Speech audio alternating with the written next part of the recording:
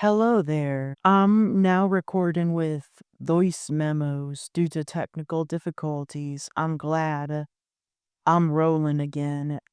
I have been dealing with medical things, but I'm fine for now. I just want to get this series recordings over with.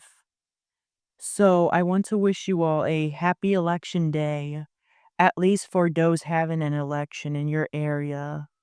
If you can, please go out and vote, even if you're an anarchist like me, because in order to better manage your community, votes matter. Mainly and mostly for local things. So, today I will be discussing the Route 91 festival shooting again, or as people know, the Las Vegas shooting. It was a shooter who was opening fire from Paradise, Nevada at a higher altitude to people watching Jason Aldean perform in Las Vegas, Nevada.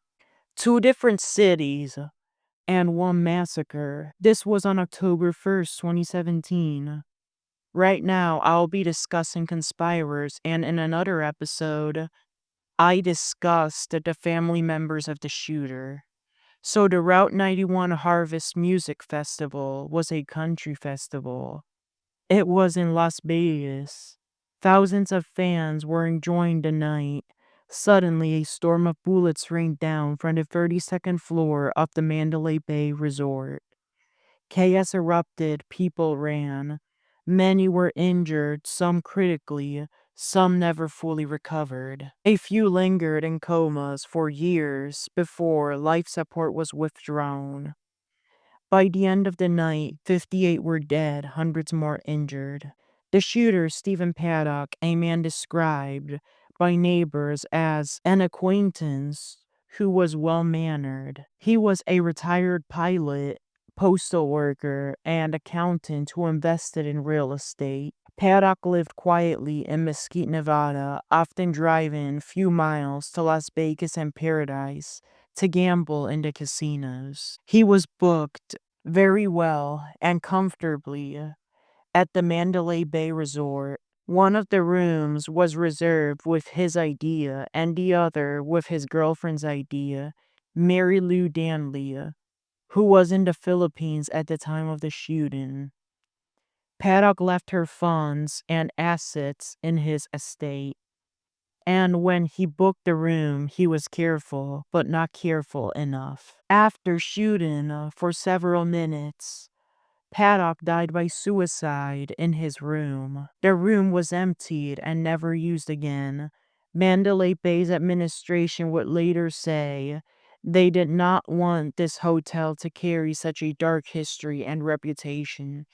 Therefore, this room will no longer be reserved as it could become a tourist attraction. Paddock's life had been orderly on the surface. He even sued the Cosmopolitan Hotel after slipping and falling there.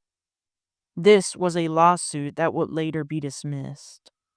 But the darkness that they revealed, a terrifying truth.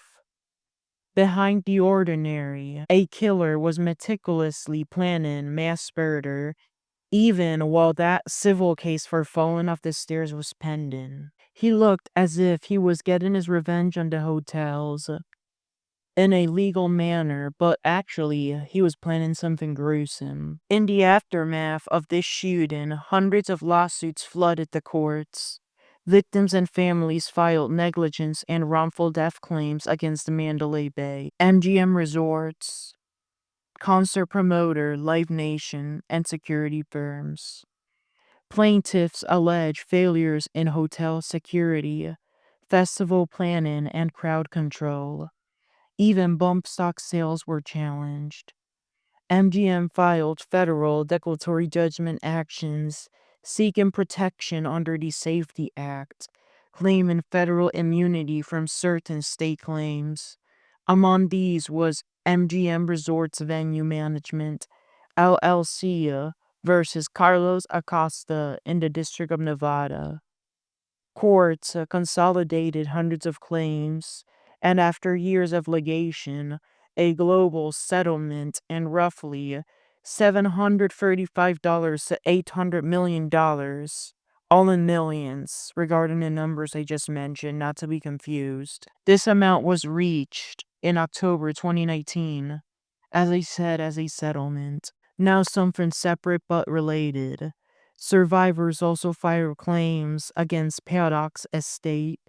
By 2023, families received distributions from his assets, and in the regulatory area, the Supreme Court ruled that the ATF had exceeded its authority when it classified bump stocks as machine guns, a ruling indirectly tied to the massacre. Then there was Douglas Haig, an Arizona man, the owner of the specialized military ammunition and online business manufacturer. His sales include armor piercings and tracer rounds. However, he had been selling without a federal license. Federal investigators discovered a shipping box in Paddock's Mandalay Bay suit that addressed Haig. It contained ammunition. Therefore, this gun dealer had sold ammunition to Stephen Paddock to commit the shooting. Tool mark analysis confirmed the bullets were consistent with Haig's backyard reloading equipment. Fingerprints on cartridges matched Haig's. He admitted to selling 720 rounds of tracer ammunition to Paddock in September 2017, just weeks before the massacre. Haig was summoned to federal court in Phoenix, Arizona for his initial appearance.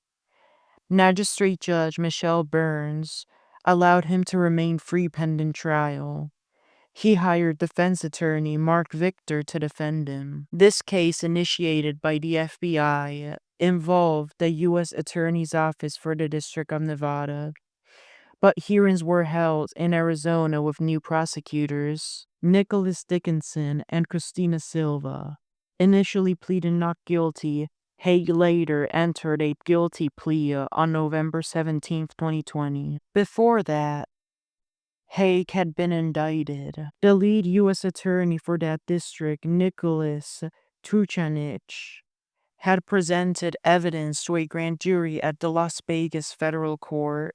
Once the indictment came through, he appointed two assistant attorneys to prosecute. They were Patrick Burns and Tony Lopez. However, since the case would then remain in Arizona, there was no need for them to continue working on it, so they were dismissed. The indictment was a weapons trafficking felony, only that one charge. On June 17, 2021, Judge Gloria Navarro, who had been assigned to the case officially, sentenced Haig to 13 months in federal prison, followed by 2 years of supervised release.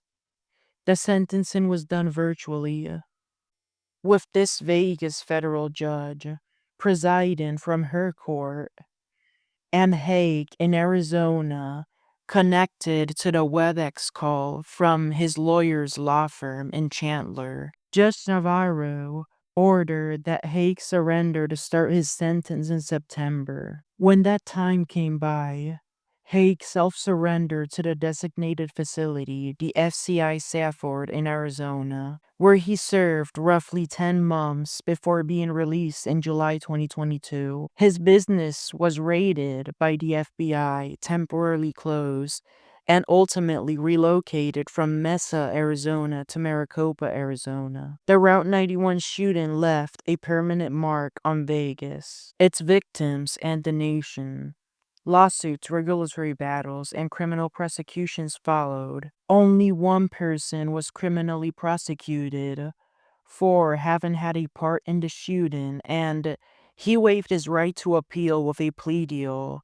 That plea deal that would land him less than a year in prison.